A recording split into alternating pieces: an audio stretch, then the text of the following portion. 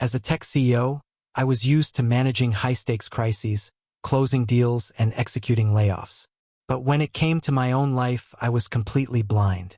The legal envelope in my briefcase felt like a lead weight. 23 years of marriage had been reduced to a stack of paperwork, ready to dismantle everything we'd built. I was convinced I was doing the right thing. We had become strangers, sleeping on opposite sides of the bed, our communication limited to sterile updates about bills and logistics. I thought our marriage was fundamentally broken. Before heading home to start the most difficult conversation of my life, I pulled over near Riverside Café in the Arts District to gather my thoughts. I ordered a black coffee and found a corner table, partially hidden behind a tall bookshelf. I opened my laptop, trying to focus on a contract, but the words blurred together. Then I heard her laugh. It was a sharp, familiar melody, a sound I hadn't heard in months, maybe years. My wife was sitting by the window, having lunch with 3 of her friends. My first instinct was to slip out unnoticed, but the words drifting from their table froze me in place. Honestly, I don't know how you tolerate him. Patricia, a regular from my wife's book club, said loudly. He's so cold, so mechanical.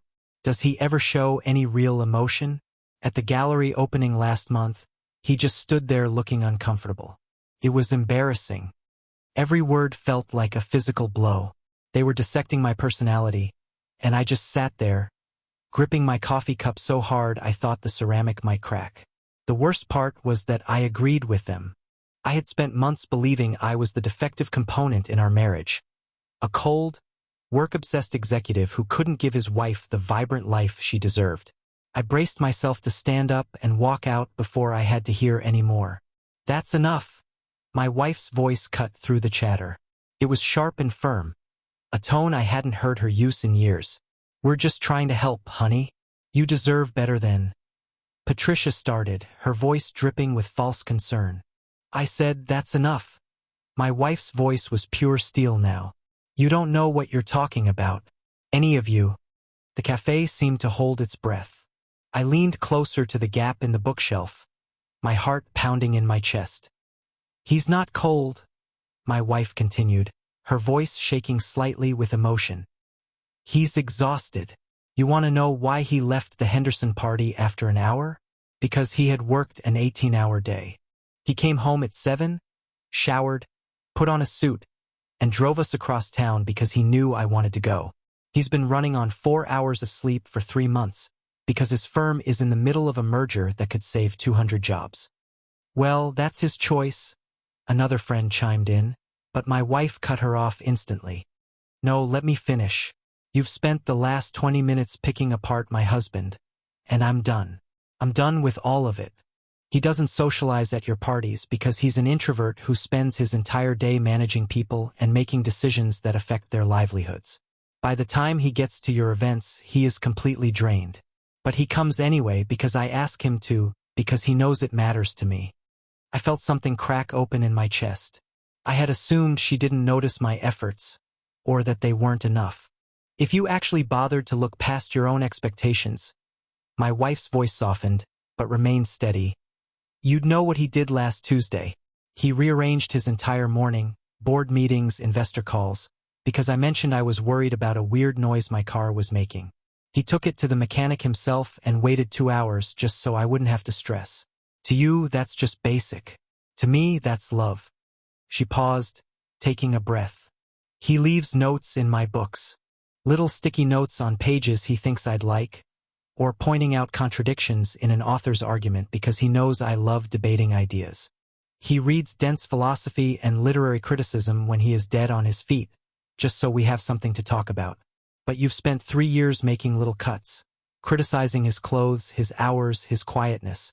I've watched him bleed out slowly, trying to fit into a social circle he never asked to join. I let your constant judgment poison how I saw my own marriage, and I am done. If you can't respect my husband, we can't be friends. I sat frozen behind the bookshelf as my entire understanding of our relationship shifted. The divorce papers in my briefcase suddenly felt like a profound act of blindness. I had been so consumed by my own feelings of inadequacy that I had failed to see her struggling against the outside noise. A minute later, two of the women stormed out of the cafe, their departures theatrical and tense. The third lingered to apologize briefly before leaving quieted. My wife was left alone. She sat back down heavily and covered her face with her hands. Her shoulders shook, and I realized she was crying.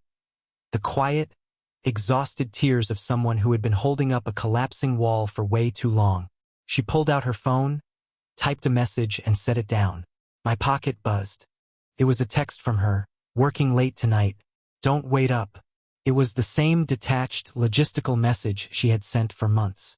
But now I understood its real meaning. She wasn't avoiding me. She was protecting me. She didn't want me to see her this raw and depleted, trying to pull herself together before walking through our front door. I made a decision. I stood up, smoothed my jacket, walked around the bookshelf, and pulled out the chair across from her. She looked up, startled, horror flashing across her face, as she realized I had heard everything. "How long have you been here?" she whispered. "Long enough to hear you defend me," I said, my voice surprisingly steady. "And long enough to realize I was about to make the worst decision of my life." I pulled the legal envelope from my briefcase and placed it on the table between us. Understanding dawned on her slowly. "No," she breathed. "Were you going to?" "I thought you were miserable," I admitted. I saw the distance between us, the failed conversations, the nights we spent living parallel lives under the same roof. "I thought the kindest thing I could do was set you free." "I never wanted to be free from you," she said, reaching across the table to place her hand over mine. It was the first time she had voluntarily touched me in months. I wanted to be free from them, from the performance, from the constant pressure to maintain a social life that was slowly convincing me our marriage was broken when it wasn't. "I'm so tired. Not of you, just of everything else." I turned my hand over, lacing my fingers through hers. "I'm exhausted too. The merger, the politics, the pressure. I came home with nothing left to give, and when you seemed to need me to be social and charming, I felt like a failure. So I withdrew." "We both did," she said fiercely. "We let outside expectations dictate our reality. I started looking at you through their eyes instead of my own, and I forgot why I fell in love with you." We sat in silence as the misunderstandings of the past few years began to unravel. Our marriage wasn't broken. We were just suffering from severe emotional burnout. We had been running on empty for so long that we forgot we were supposed to be each other's sanctuary, not another obligation on the calendar. "I don't want a divorce," I said, picking up the envelope.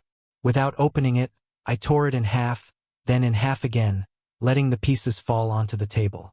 "I want my wife back.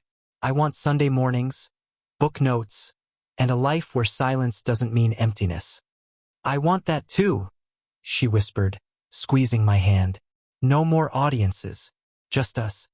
We went home together that evening, and for the first time in a year we truly talked. We sat at the kitchen table without our phones, sharing the heavy things we had been hiding from each other out of a misguided desire to protect one another. We realized that our independence had turned into isolation. We made small, deliberate changes. Sunday mornings became sacred again.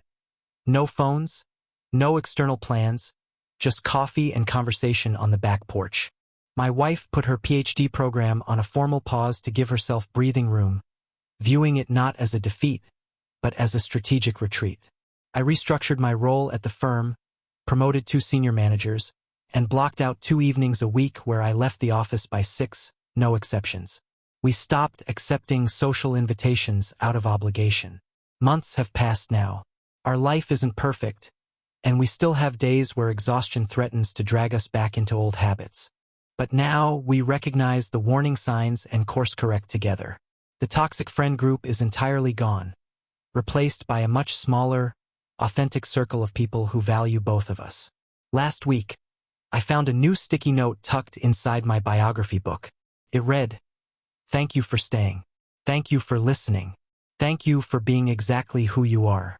I walked over to her bookshelf, opened her current philosophy text, and wrote on the inside cover, "Thank you for defending us. I would choose you again every single time. Sometimes, A marriage doesn't need to be dismantled or reconstructed from scratch. It just needs you to close the door to the noise of the world, stop performing for people who don't care, and remember that you are on the same team.